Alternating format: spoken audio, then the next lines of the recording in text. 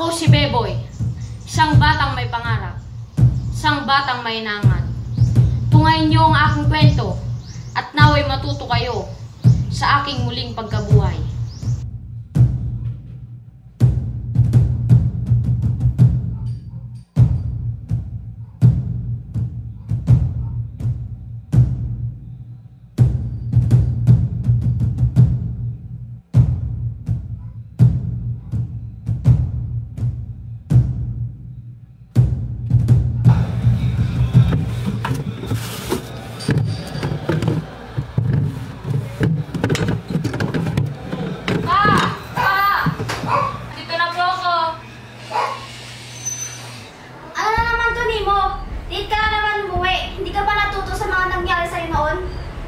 Nay, sorry po. Naglaro po lang po ako sa kanina po sa tabi. Nako!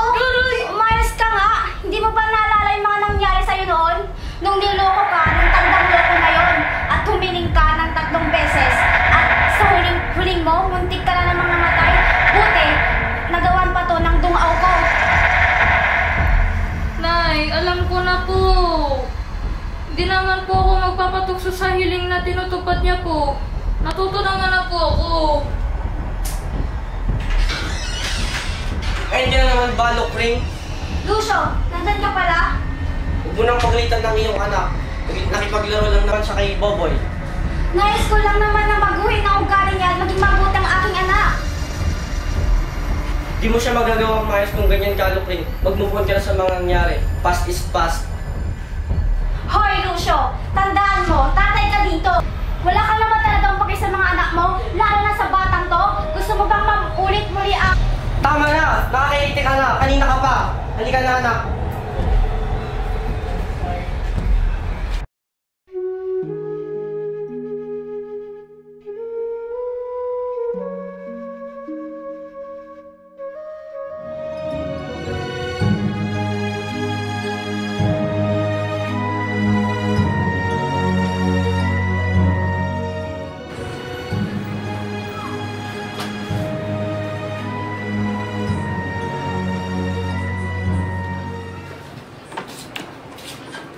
Mga anak, mag-iingat kayo ha. Opo, Nay! Jeline, medyo matatagal pala ako mamaya sa trabaho kasi masyado maraming racket. Okay lang yan Raymond, basta mag-ingat kayo at saka masarap yung pagluluto ko mamayang gabi. Oh, talaga? Excited na ako. Tara na mga anak. Tara na po, Itay! Tara na po! Ayla!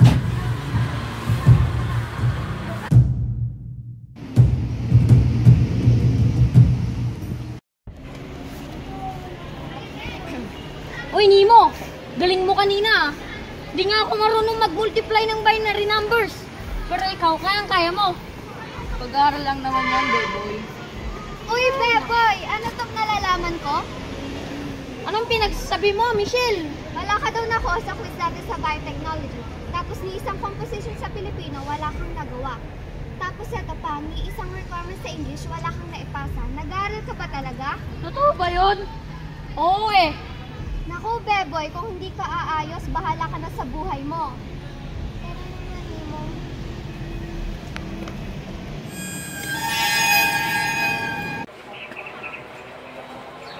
Ate Eloy!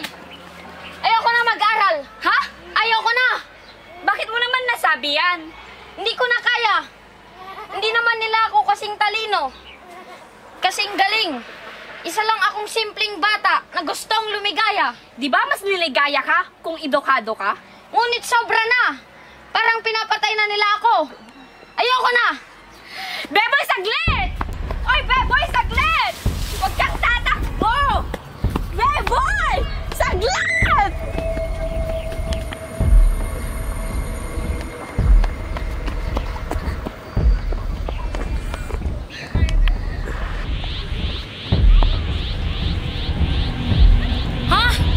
Sang bote?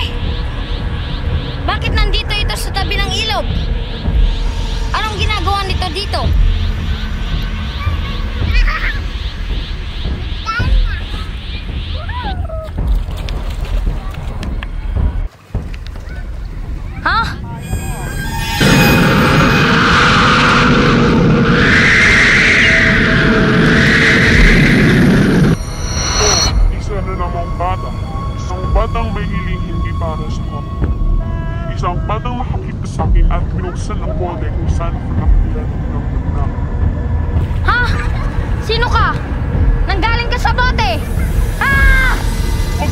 Susunod, mana!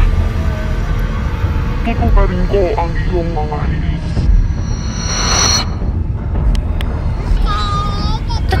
Totoo po ba yan? Oo naman, ano ang iyong... Boy!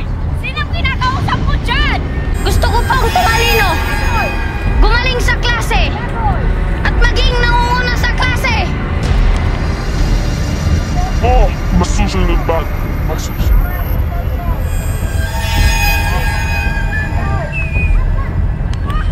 Beboy, sinong kinakausap mo kanina dito? Sabi po niya, umiling daw ako eh. Nasaan? Wala naman dito ah. Ay naku, nababalik pa na Beboy. Halika na nga, umuwi na tayo.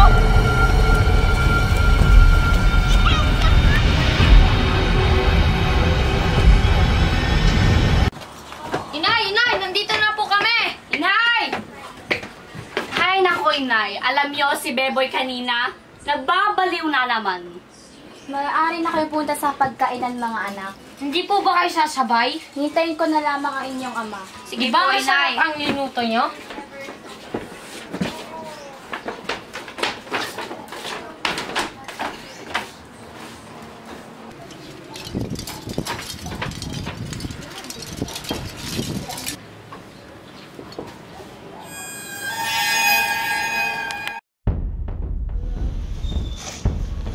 Uy, Beboy!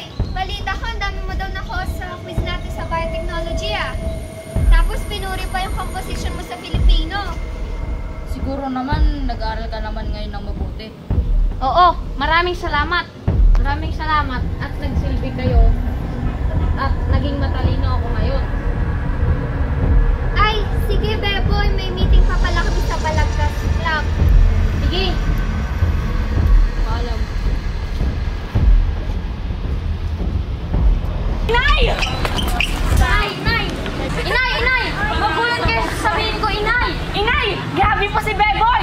Mamaya na yan, may pupuntahan mo na lang. Pero Inay!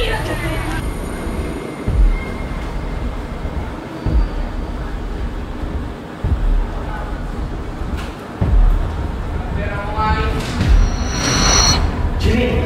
Walang hiyak ka. Mahal ka kami, pero mas mahal niya ako. Ganoon mo lang di ka talaga. Ikaw rin malis ako pa. I can explain. Wala siyang kasalanan dito. Ganoon so kinakampihan mo pa ng malanding to. Aray, ha? Grabe ka. Pas ka lang. Present ako. Jilin! I can explain. Wala siyang kasalanan dito. Mga anak, naniniwala kayo sa akin, di ba? Mga anak!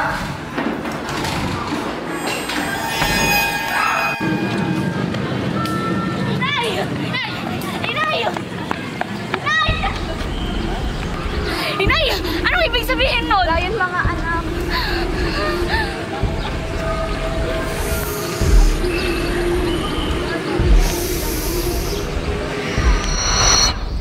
Matandang babae! Matandang babae! Lumabas ka! May hiling ako sa'yo!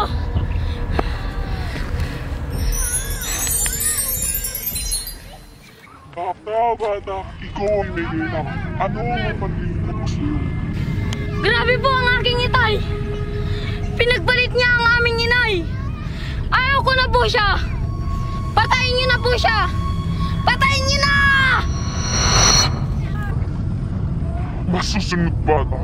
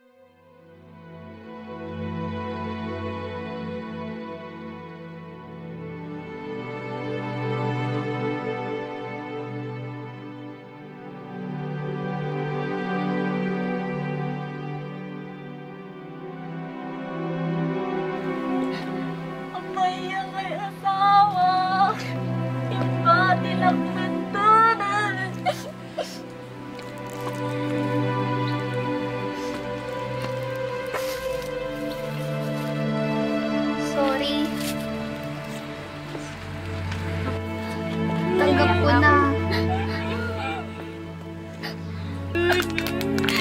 Itay! Amay! Itay!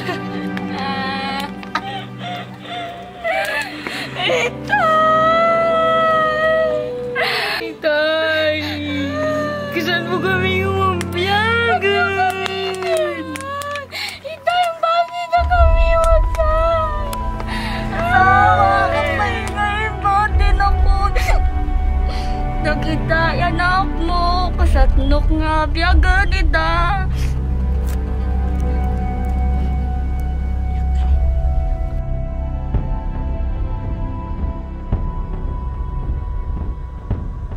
Beboy!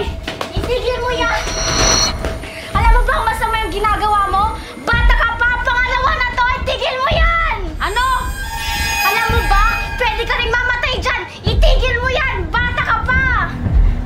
Anong ginagawa mo sa anak ko? Halika na nga.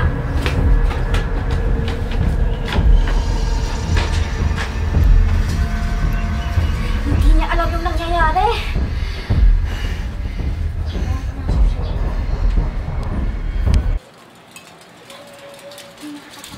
Sawa na ako sa ganito. Sa buhay mahirap. Sawang-sawa na. Wala akong magandang magawa. Hay naku naman. Tapos namatay pa ang ating ngitay. Paano na ito? Eloy, halika rito. Opo, inay! Matandang babae. Nasaan po kayo? Bata, ikaw ikay may kailangan. Ito'y iyong huling hiling na. Sagarin mo na! Gusto ko pang rumangya at yumaman ang aming pamilya para mas maayos po ang aming pamilya. Matutubad, bata.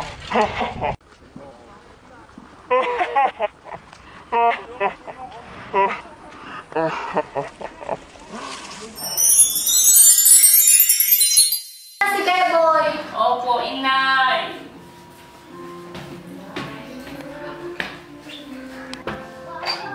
Beboy, gising na. Beboy, gising na. Ha? Niyaman na natin na. Anong pinagsasabi mo? Dati naman tayong mayaman na. Oh, Beboy! Beboy! Beboy! Ina! Ina!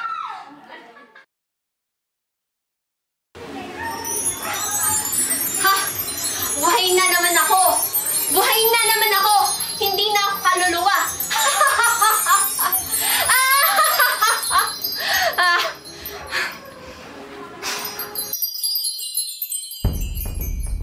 Boy!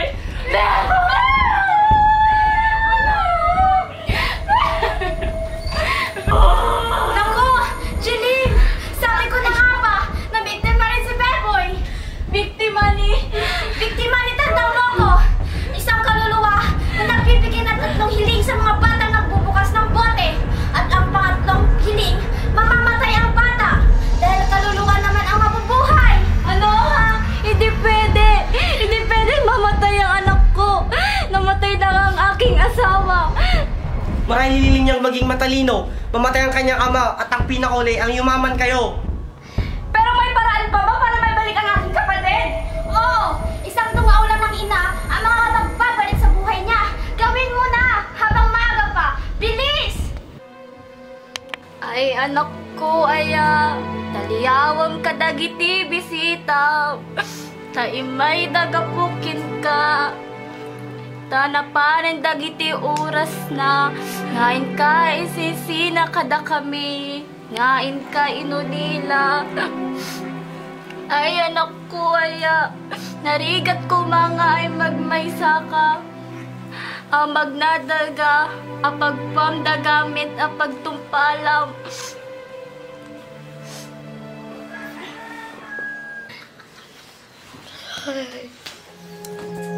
Beboy? Boy! Anak! Boy! Baboy! Baboy!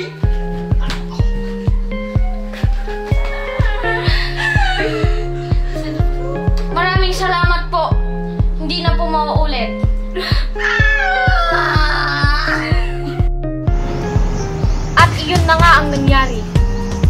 Nabuhay ako sa tulong ng aking ina. Sana'y makontento kayo sa kung anong meron kayo. Ako nga ulit si Beboy, ang batang nangarap, ngunit nakamit sa maling paraan.